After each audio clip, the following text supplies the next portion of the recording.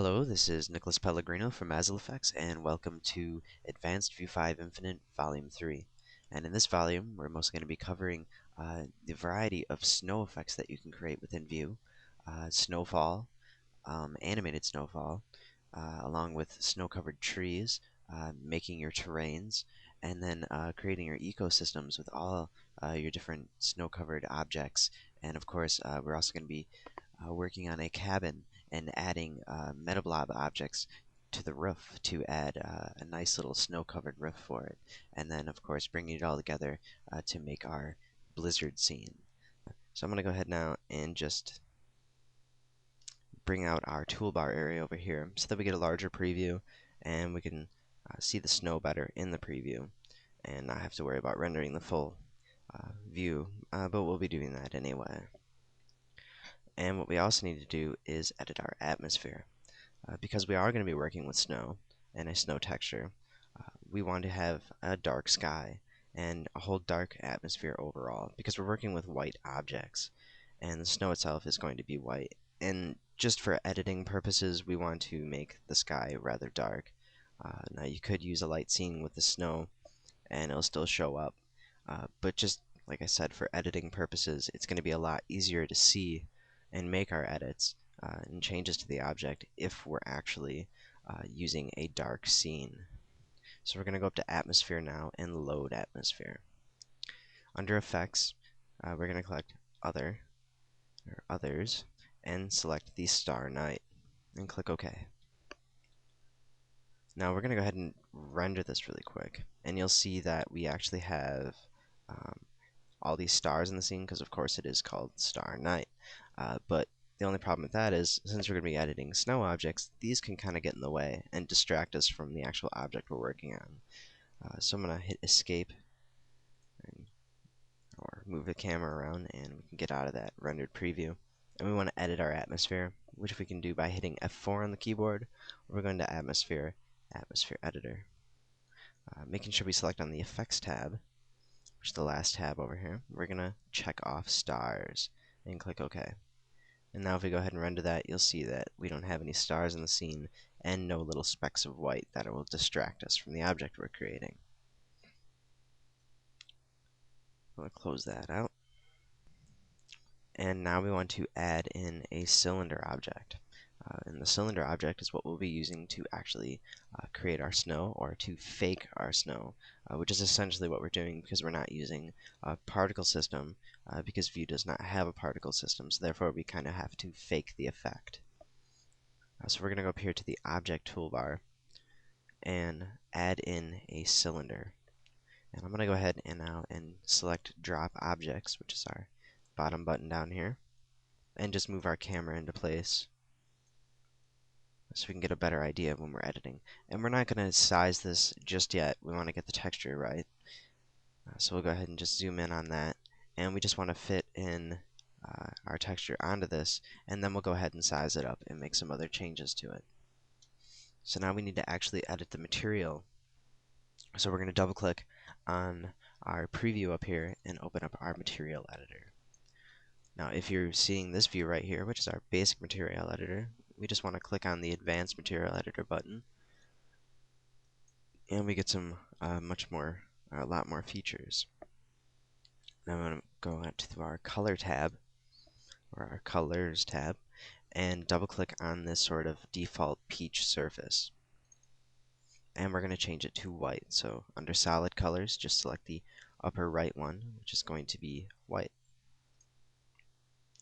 And now we can actually go into the function editor and create our snow.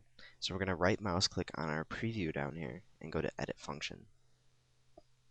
Now View does have a snow preset that it does come with, but I like making my own and kind of editing a little, so we get a little more variation in there and the snow looks a little more realistic.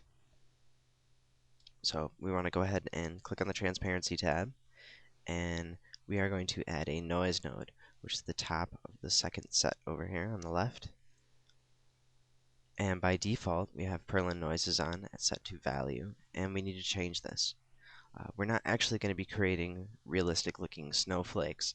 They are going to be pretty much just dots and specks, which from far away will look fine. If you're going to have any up close renders though, where you're going to have a lot of snow falling directly right in front of the camera, in this case we are, but we're going to kind of leave it where it is.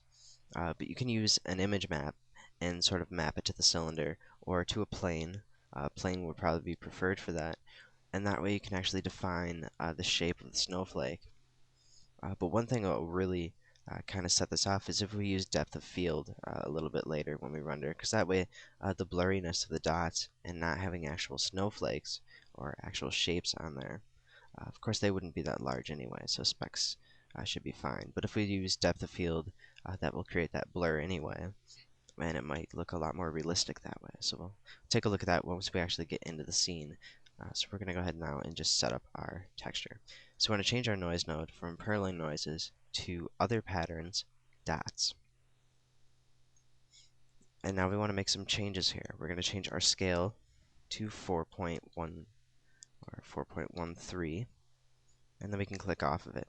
And the reason I'm using an odd number, 4.13 instead of just 4, is because when we use odd numbers, we achieve a little bit more realism than we normally would by using straight numbers.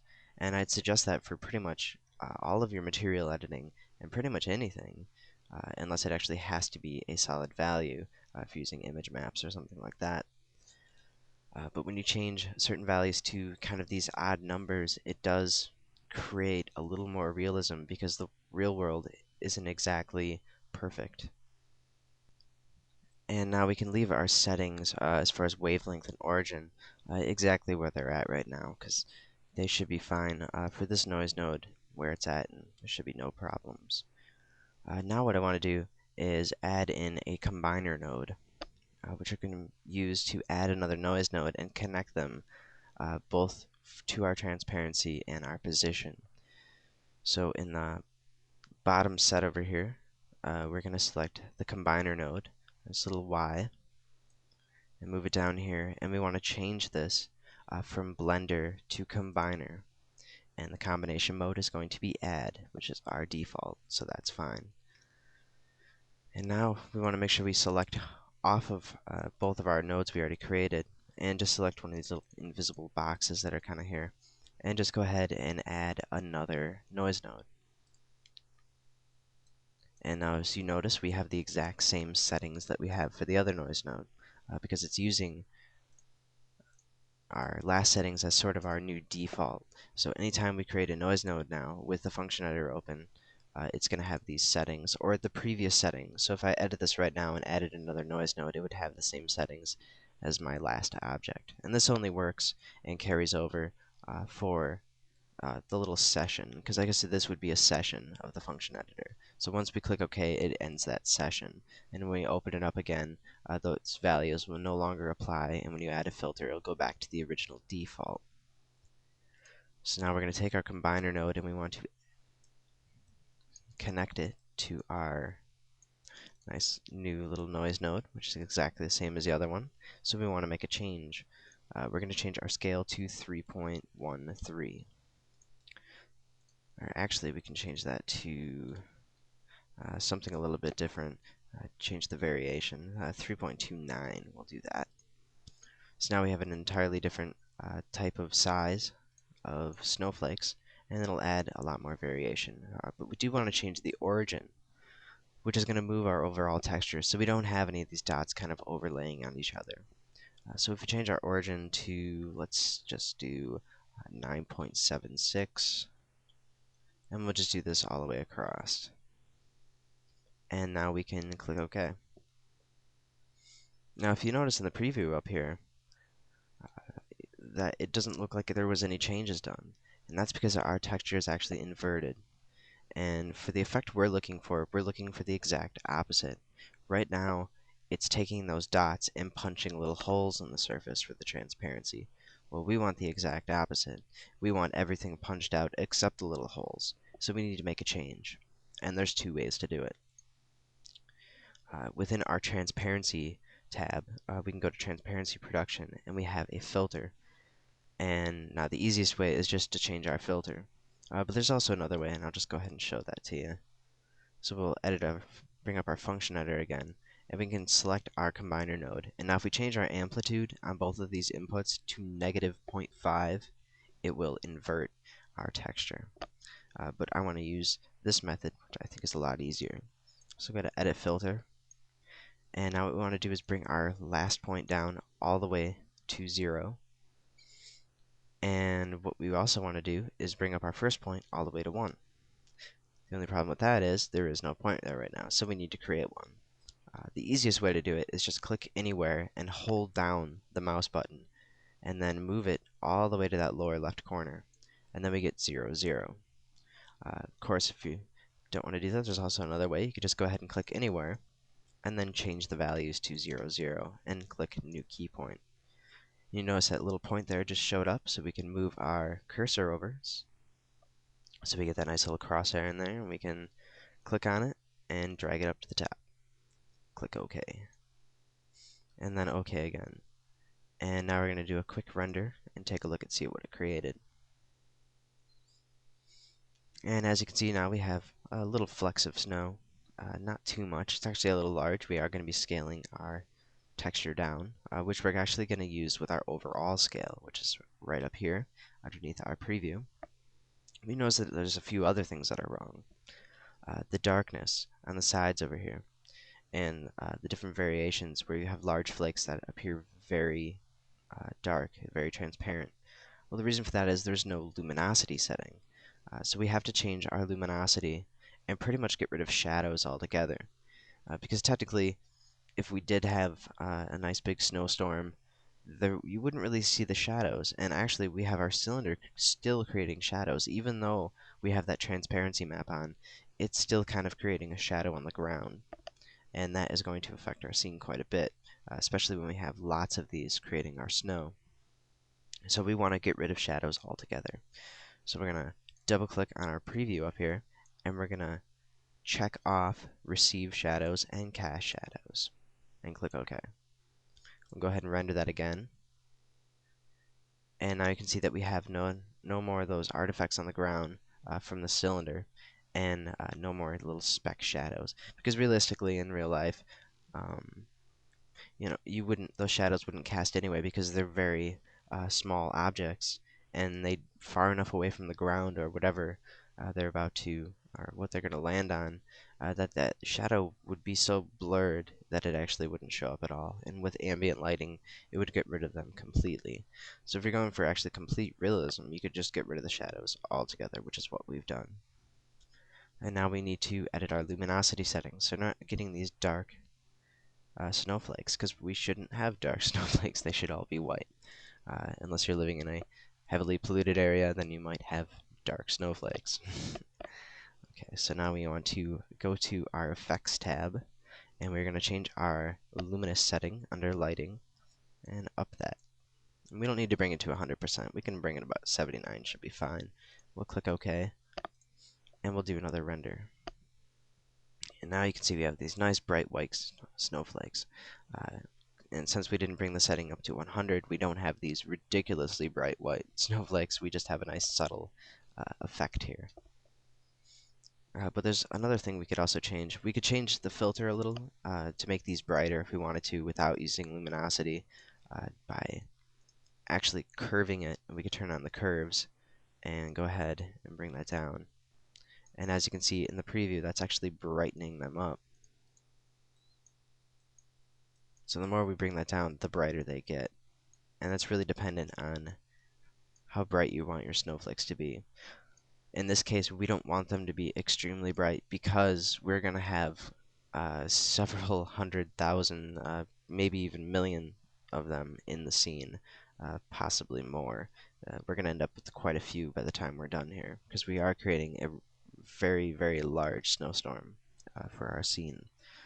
So we don't want them to be too bright because there's going to be so many, and you just don't want that many to show up in the scene. The fog will get rid of a lot of them because we are going to be adding fog to the scene, or a nice little haze maybe with it. But we just don't want too much there, where it's just so much clutter, it just looks like a big blur, or one big blob of particles. But now we want to go ahead and edit scale, we'll change that to 0.4, and now render that again. And now you can see we have a lot more snowflakes in there, and they're not so large. And this is probably pretty much where the main snowflakes are going to be in the scene with the cylinder. It's about right here, so it should be fine at that size level. And if we zoom out a little, we'll go ahead and do another render and take a look how they'll look from far away. And they'll be nice little specks then. So now we need to go ahead and actually edit our cylinder, because we can't just have it this short. And there's actually two different types of cylinders we need to create. And one is for still renders, and the other is for animations. And depending on the type of animation you have, depends on how large the cylinder is going to be, or how tall it is, and that's really dependent on the animation length. Now, the main reason we actually have to create two, one for still and one for animation, is because of system resources, and that is the main reason for it. We could easily create one for a really long animation and just use that same one. The only problem is we're going to be applying this snow object to an ecosystem, which is going to create hundreds of thousands of different variations, because we're going to be creating multiple ecosystems with the animation. Still images, you won't need to create multiple ecosystems. But the reason is mainly just because of system resources. If you have a extremely good system, then you really don't have to worry about it. You can just create one object. But if you have a slower computer, or not as good of a graphics card, and maybe not enough memory or RAM, then you are going to want to create different variations for different types of scenes depending on what you want to create. So we'll go ahead and get started now and start editing this cylinder. Okay, what we want to do is constrain this on the Z. And we're going to go ahead and pull this up. But before we do that, we need to change one more thing in our texture. So we're going to open up our material editor and double-clicking on our preview. And we're going to change our object mapping, or texture mapping, under Effects to Object Standard. And click OK. And now the reason we're changing this is because once we stretch out this cylinder, it's going to stretch this texture as well. At least it would have until we changed to standard mode. And then what would happen is all of our little particles there and our little snowflakes would be stretched out. And actually that could be a good effect if you want to create rain. So if you want to make a rain object, you can do the exact same thing. Change that back to parametric if you want to, and then you can get a rain object, because you'll be stretching out that texture, and you'll get those little lines that you'd see during sort of a rainstorm and a nice particle blur. But for snowflakes, we want to keep it so they're nice little round circles, just because they don't move very fast. So now we're going to zoom out here so we can get a better idea of the scene. And we're just going to go ahead and create our still shot. And we're going to stretch that on the Z to about right here. And that should be good. Another thing that's also dependent is if you're going to be rather high up in the sky looking down on a scene, you'll also want to create a rather high cylinder, because we're going to have all snow in here, and it's going to fill up the whole scene. So if you're going to be higher than the object, or higher than your actual cylinder, then you're going to want to make it a little bit taller.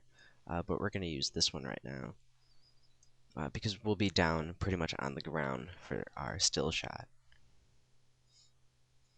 So now what we can do is take a look at our render here, and see we have nice snowflakes going all the way up through our cylinder. And our first object is done. So we can go to File, Save As, Save Object, making sure that our cylinder is selected, otherwise that option will not be available. And you can see I already have one in here. I'm going to snow cylinder, and I'm going to put an underscore in there and save another one, and I'm going to call this still. And that way we know that this object is for still shots and not for animations. and we can click Save, which is going to bring up our little Save Object preview, which we don't need to make any adjustments to that. Whatever color that shows up for is fine, unless you want to change your ground color to black, and then maybe see some of the specs in there, but actually it doesn't really show up anyway. So that should be fine. We can just click OK. And now we want to edit this to create our animated object. And the reason we have to make it taller for animated is because the only real way to animate snow in Vue is to move down our cylinders, or at least it's the easiest way. We probably could go into the function editor and add some animation specs on there to kind of move that around, maybe a displacement, but we're still going to end up moving down the overall texture, and this is going to be really the easiest way to do it. Alright, so we're going to make sure that our Z constraint is still on, and we want to bring it up higher. And this is where it comes into effect, how long the animation is going to be.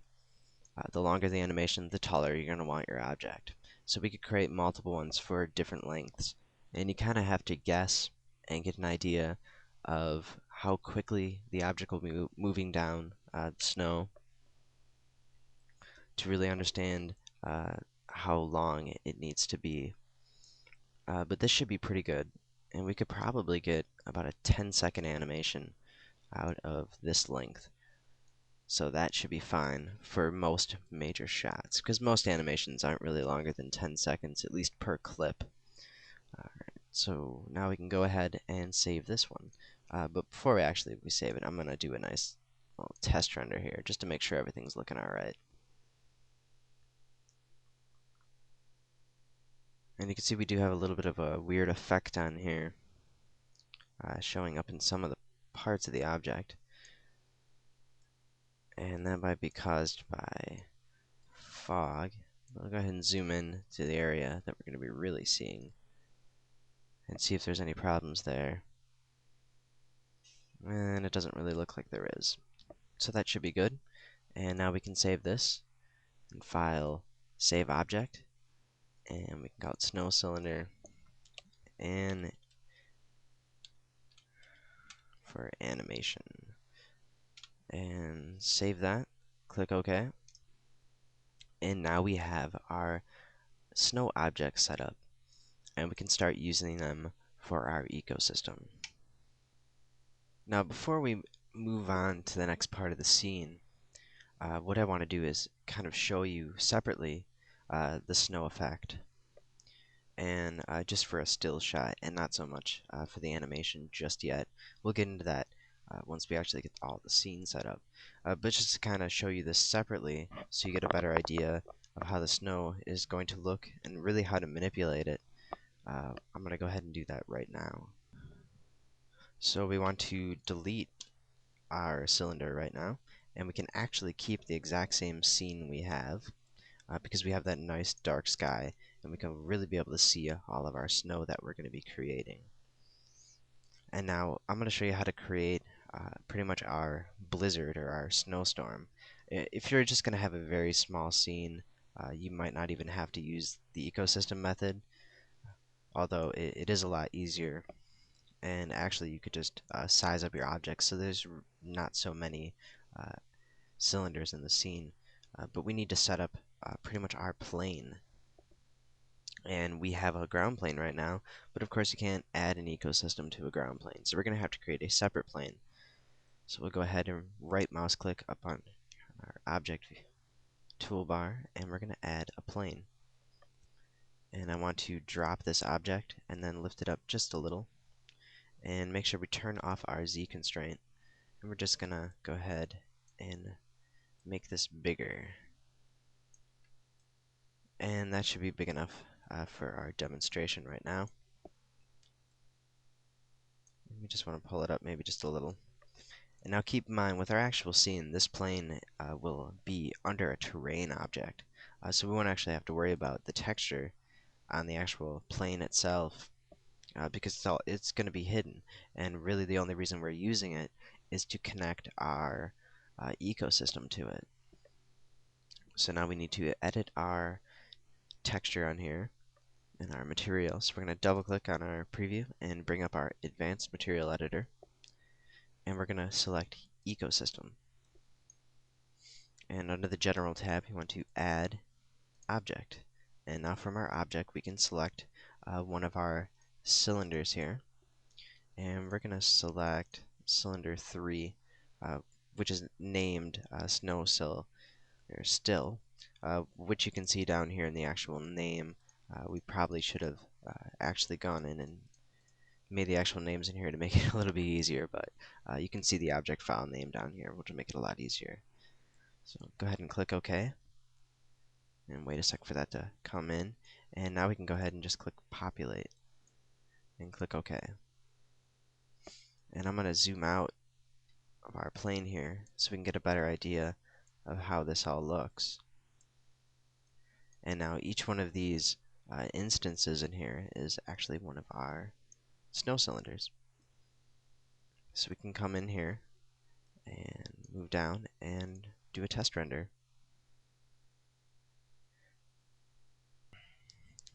Now we can see that we have very nice looking snow everywhere. But the main thing you can see is that we have these giant shadows on the ground from our cylinders. So what we actually need to do is go ahead and check off our cast shadows once again, just so we can get rid of that. So we're going to double click on that material, and for our ecosystem, we want to remove cast shadows, and we can also remove receive shadows for it. And then the underlying material we don't have to worry about. So close that out and click OK.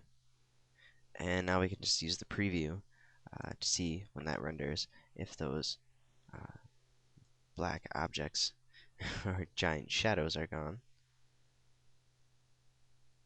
And we can see that they are. So now we have pretty much all of our snow set up.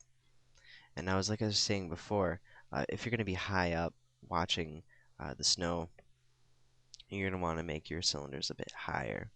But since, like I said, we'll be pretty much on the ground, we can get a good effect out of this.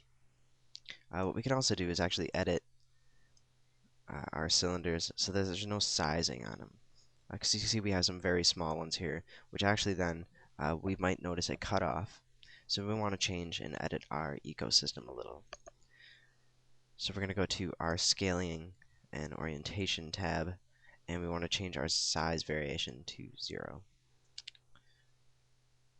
And actually we need to click populate once again and click OK. And now we have all the same exact size, but we still have rotation on, so they will not be exactly the same. And we have little patches in here, which is actually good, because the snow is not going to be perfectly uniform falling down, and we do want some intersections between our cylinders. So this is actually a good thing that we have our rotation on and some of them going together. We could up the density if we wanted more snow. So if we want to create a very, very dense snowstorm, we can go to density and change our density to, let's say, 90 and click populate. And now we'll have a lot more objects in here. And as you can see, it pretty much just looks like a white box. And that's because that white box is just full of snow. And now we can do a quick render of that, preview render, just to see how much snow we've actually created. And another thing you also notice too is while I'm moving this, I'll point that out. If you look towards the back, we can actually see the tops of the cylinders as you get farther away. So it really does depend on your still shot, that depending on how much fog you have, you might not want to use the shorter object for a still shot. You could use the animated object easily for this and make it a little bit taller, or even just go into the scaling within our ecosystem and make it stretch it out just a little. But we'll just render this preview now and just take a look at the effect it's created. And keep in mind too, this is going to take a lot of rendering time with this many snow objects, but I think the effect will be pretty nice. Okay, there's a few things we can notice now that are wrong with the scene. And we can see that we have these dark spots up here. But those dark spots are actually the real color of the sky. What has happened is we have sort of the cylinders showing up and not as completely transparent as they should be. So instead of just the dot showing up, there's probably about maybe a 1.4 value of non-transparent space between the dots. That's causing uh, these lighter areas because those are all blending together, and as you can see, it's extremely light where there's the most objects, and then it gets a little bit darker on the top. And we also have these patches where we don't have any cylinders. So we need to make some changes there. And we can actually probably do that by editing the filter, and that should get rid of this sort of effect that we have here. You also notice we have a kind of a weird horizon effect going on. Now most of that will be taken care of once we bring in the fog, but this should be good right now. But overall, as far as actually looking at the snow, it looks really good. We can see there's probably a couple million snowflakes in here, and we have some large ones falling in front of the camera. Uh, but we have a really nice overall look, and it might even be a bit much, but it really depends on the scene and how much snow you want in there. So this is an extremely heavy snowfall right now. It's more of a blizzard, really. But we want to go ahead and actually edit our object because we're going to need to edit that texture. So we actually need to open up that object and then edit the texture on it and then resave it. So we're going to go ahead now and select our plane and just go ahead and we can delete that. We are going to go to File and Load Object, and we're going to load in that cylinder 3 and click OK. And you can see it's a little bit above the ground plane. We'll just pull it up, hit Drop Object, so it's right on there. And now we'll take a look at the actual render here after we edit our filter. And actually that was the problem we had before. If I go ahead and render this now, you can see that the cylinder is showing up a bit. And like I said, it's probably about a 1% or a 0.5% amount. It's very subtle, very, very subtle. And you can't really see it right now, but the cylinder does show up. And maybe if you have your monitor a little brighter than mine, you might actually see it. But for me right now, it's very subtle. I can barely see it at all. But we do need to edit that because once we have hundreds of thousands of these, they do add up. And which is why we had a much brighter looking sky. So what I want to do is just move this out a little, and we're going to edit the material.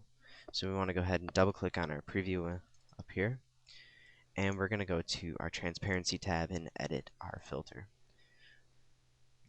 We're going to change this to curved, and we're going to just do that method we did before. We're bringing everything down and brightening up the snow, and click OK. And now we want to sort of correct that overall brightness by bringing down our luminosity, which will fix that overwhelming brightness we're going to achieve. And now it's definitely much less as far as that cylinder, but it is still kind of there. So we'll zoom in a little here. And we may be able to actually take care of it by bringing down some of the overall transparency on that. Because like I said, it's a very subtle value. So if we bring down that overall transparency, it should take care of it. And we might even have to bring up our luminosity once again to sort of take care of that.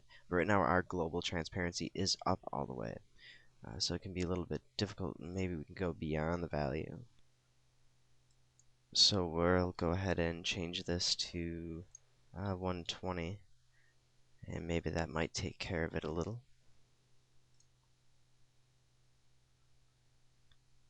And click OK. So to render that, and we can still kind of see that cylinder in there. It did dull it down a bit though, and it also did dull down our actual flake brightness. We'll just zoom in here and take a closer look. And it's more about the overall build up. So even if we wanted to, we could go ahead and just clone a couple and stick them sort of in succession, and then edit each one of those materials and just play around with it until we get it down. And there's actually one thing we should probably check really quick before we make any drastic changes. And I'm going to go to the Transparency tab in the Material Editor. And if you look at the Fading Out option, we want to bring this down to Clear and not Murky. And now we'll go ahead and render that. And that seemed to actually be our problem. So that fixes it entirely. So now we don't have to do anything else. And actually we can set our values back to the way they were. Global transparency of 100, go back to the effects panel, bring our luminosity up just a little, and we can actually leave our transparency option filter where that's at. But it was that murkiness that was causing our cylinder effect. So now we can go ahead and resave this. So go to File and Save Object, and we want to overwrite cylinder still, and click OK. And now we can delete that, and we are going to load our animation object and edit the material on that as well, fading out, and then saving the object as the animation. Save and overwrite, click OK. And now that should be gone from the actual scene. And since I haven't saved the scene, since I made those changes, I can click Open, and also Browse File, Snow Setup, click OK. No. And now we have that same scene we had before, and since we overwrote the objects, those objects should be taking effect within our ecosystem here. So we can go ahead and make another test render. I'm going to make it a little bit smaller now by going to our render options up here, right mouse clicking on the camera, going to render to screen, and let's do 640 by 480, or actually 320 by 240. Set that to a final and click render. And now we'll be able to see if that's really creating that overall murkiness that we still had. So just go back to your objects if you already saved them, change your murkiness level, and that'll take care of it. And it's really quite simple. If you made a bunch of different objects, don't worry about it too much, because you just saw how quick that was. All we had to do was load the object, change our murkiness, and then bring that back. Okay, we can see that that entirely fixed our problem, and that we still have all of our dark sky in there, and we don't have to worry about that overall hazing that we had. But there is another point that this kind of demonstrates at this resolution, and as we don't see as many snowflakes. And the reason for that is most of those snowflakes were about 1 pixel or 2 pixels. And when you shrink down the resolution, a lot of those disappear, or they're not as prominent as they were before. So now you kind of have to take into account, or at least maybe if you want to edit your objects even more, depending on pretty much the size of your final render. If you're going to be rendering 640 by 480, then it should be fine where it's at. But if you want to change your snow size, you easily could. So what you could do is just make your snow a little bit bigger, and then you won't have any problems if you want to render a higher resolution and not have huge snowflakes, or if you want to render a lower resolution that you don't have such small snowflakes that you can't see them.